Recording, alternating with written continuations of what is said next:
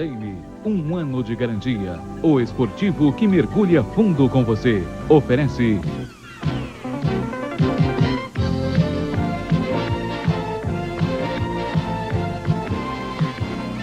Globo Esporte. Olá, boa tarde. O técnico Candinho é o mais cotado para assumir o comando do Botafogo. Marinho Pérez não resistiu a outra derrota, desta vez para a Universidade Católica pela Libertadores, e foi demitido esta madrugada. Uma nova acusação de violência sexual agita a vida de Mike Tyson. Atlanta está quase pronta para sediar a maior Olimpíada da história. São os destaques do Globo Esporte, que começa com o basquete americano.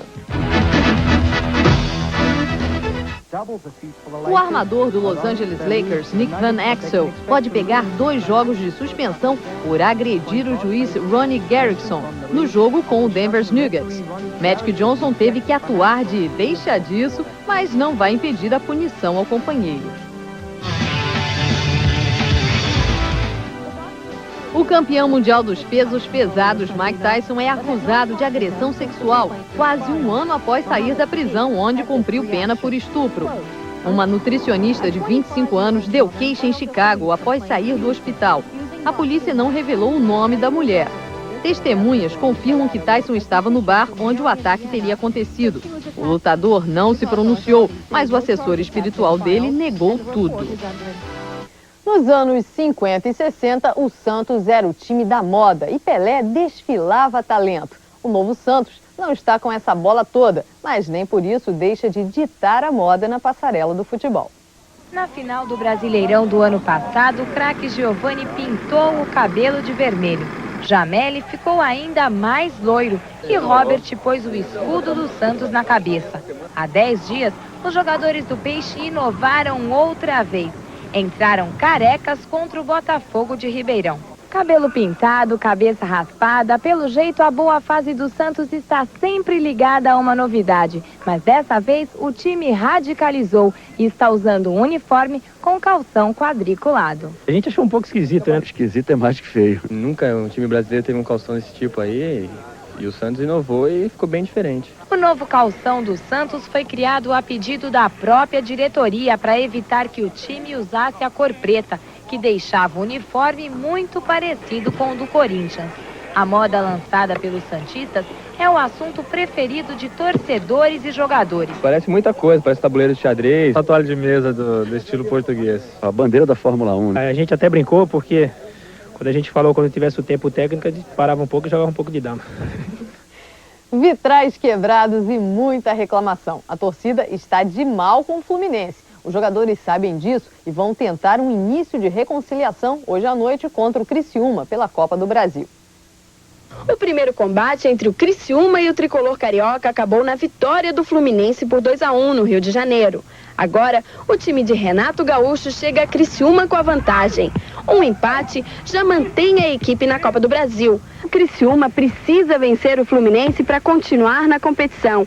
Uma vitória simples de 1-0 já seria suficiente para garantir a classificação. Mas é uma missão difícil para um time que está desfalcado e em fase de transição. O time foi montado pelo gerente de futebol do clube, que está como técnico, enquanto o novo treinador Lula Pereira não chega. Na equipe, a falta do goleiro Sadi, que se machucou no Rio de Janeiro. A esperança do Criciúma está mesmo em Betinho, o novo meio-campo que deve jogar, mas só no segundo tempo. O jogo todo não dá ainda, né? Tô assim, faltando um pouco de ritmo, mas acho que se o Sarandi precisar, acho que o banco dá para ficar, para pelo menos precisar entrar um pouquinho.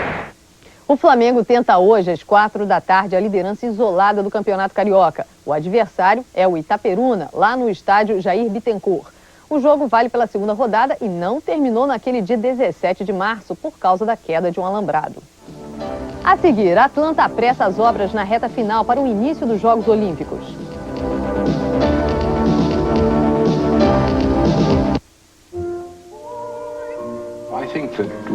Eu acho que todos nós desejamos sair da rotina, ir para um pequeno e maravilhoso oásis. E creio que viajando, conseguimos isso. Estes vagões são os mais luxuosos já construídos. E isso realça seu encanto e romantismo.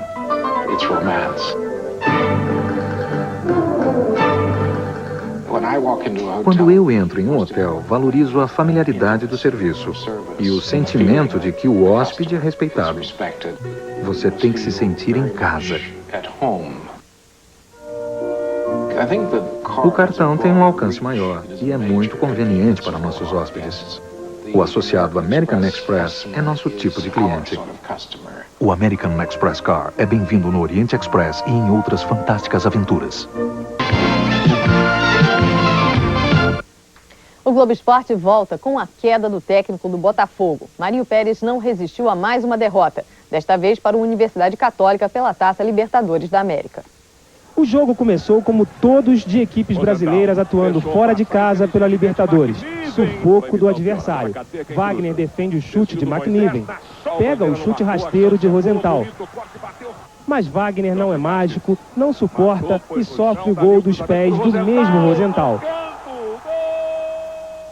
A trave ajuda e o Botafogo se mantém vivo. E muito vivo, muito esperto, Bentinho dá um lençol no zagueiro e um chute maravilhoso no ângulo. Golaço. Pena que não tenha sido de grande utilidade. Na volta para o segundo tempo, mais massacre dos chilenos. E o gol foi amadurecendo, até que saiu, outra vez pelos pés de Rosenthal e pela falha da defesa alvinegra. Resultado ruim, mas que não chega a comprometer as chances de classificação. O Botafogo tem ainda 2 jogos contra a Universidade do Chile. Primeiro, sexta-feira agora, aqui mesmo em Santiago. Depois, na semana que vem, no Rio de Janeiro. E basta um empate nessas 2 partidas, um pontinho apenas, para garantir a passagem às oitavas de final. O campeão brasileiro já está à caça de um novo técnico. 3 nomes estão nos planos da diretoria do clube. Do Chile, o repórter Marcos Malafaia tem outras informações. Depois do jogo, houve uma reunião entre os jogadores e o presidente Carlos Augusto Montenegro no hotel onde se hospeda o Botafogo. Reunião que durou até as 4 da madrugada e na qual ficou decidido que o técnico Marinho Pérez seria demitido. Marinho estava dormindo e só recebeu a notícia agora há pouco. Na sexta-feira, contra a Universidade do Chile, a equipe vai ser dirigida pelo supervisor Admilton Chirol. Mas hoje ainda deve ser anunciado o nome do novo treinador. Pelos contatos feitos agora de manhã, Candinho passa a ser o técnico mais cotado, quase certo, embora existam ainda outros nomes sendo estudados, como Gilson Nunes e Edinho. Marcos Malafaia, de Santiago, para o Globo Esporte.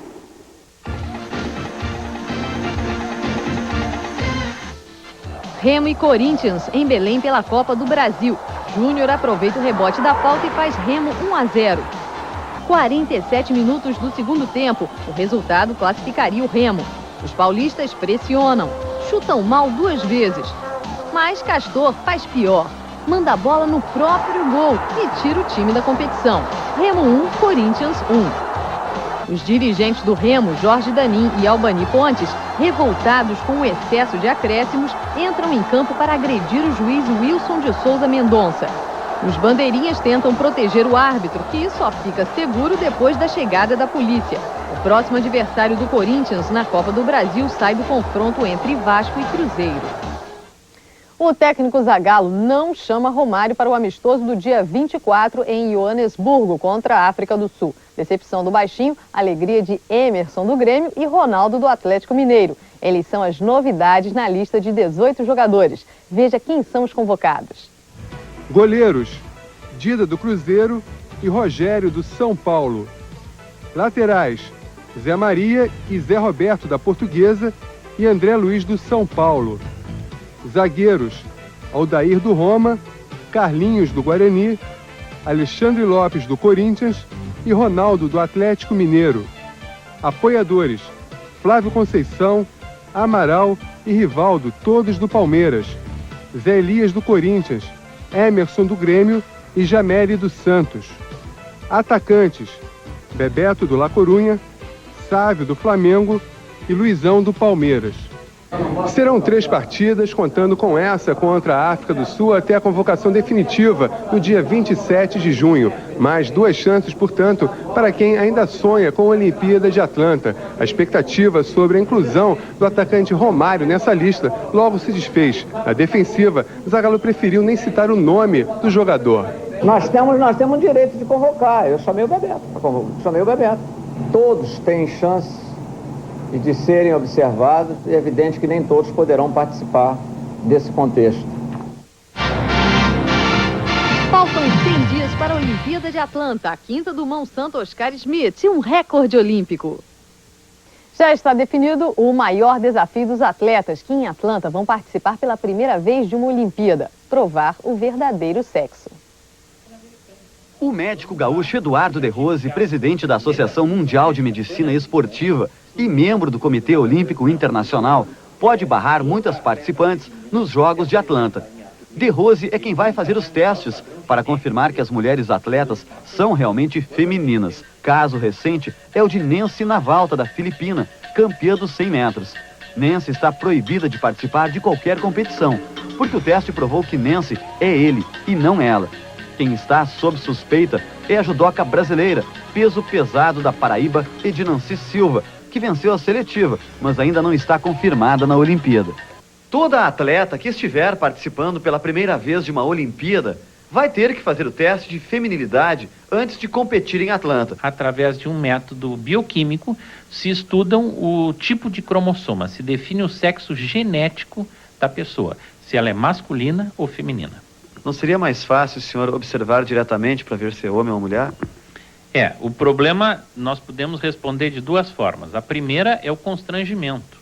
Um exame físico, tu imagina, muitas atletas não iam gostar se o médico fosse olhar se elas são meninas ou meninas. Em segundo lugar, tem uma coisa muito importante. O que nós definimos nos Jogos Olímpicos é o sexo genético, não é o sexo anatômico. Atlanta apressa as obras para receber as 197 delegações do mundo inteiro. No total, vão ser 10.700 atletas, um recorde na história dos Jogos que começa no dia 19 de julho. A tocha olímpica já está a caminho. Ela chega em Los Angeles no dia 27 e vai cruzar os Estados Unidos de costa a costa até chegar em Atlanta. A cidade acelera os preparativos para a festa. Atlanta está esperando 1.400.000 visitantes durante os Jogos Olímpicos. Este ano, 197 países vão participar da Olimpíada, um recorde. Para garantir a tranquilidade de todos, a cidade investiu em sistemas sofisticados de segurança. Atlanta construiu um estádio com capacidade para 83.000 pessoas só para os Jogos Olímpicos. Ele está quase pronto. As obras no parque aquático e na sede das competições de hipismo já terminaram. No mesmo complexo onde foi instalado o velódromo, vão acontecer as competições de arco e flecha e os jogos de tênis. Depois das obras, começa a decoração dos centros esportivos e a fabricação dos uniformes. Esse ano, a peça mais cobiçada da festa vai ser diferente. Uma face das medalhas tem a imagem da deusa grega Vitória. Do outro lado, um símbolo do esporte que a medalha vai premiar. É a primeira vez que as medalhas terão temas específicos. Os ingressos estão praticamente esgotados. Só as competições de ginástica olímpica ainda têm alguns lugares disponíveis na plateia. Nem todas as competições vão ser em Atlanta. O Brasil vai jogar futebol em Miami. O vôlei vai para Lake Lanier. E o iatismo, um esporte que sempre rende medalhas para o Brasil, está sediado em Savannah, também no estado da Geórgia. O Comitê Olímpico Americano está apressando as obras do parque, onde vão circular 200.000 pessoas por dia, e tenta acertar o passo das apresentações da festa de abertura. Mas ainda falta ensaiar um bocadinho. Boa tarde.